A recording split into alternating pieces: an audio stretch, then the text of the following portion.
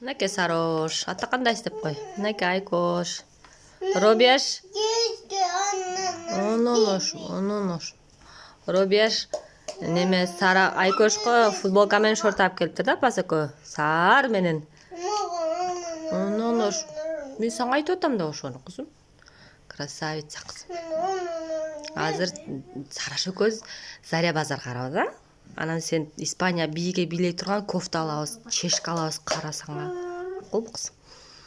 Анан буларга өзүм творогдо эле торт жасап берем, майлыбы?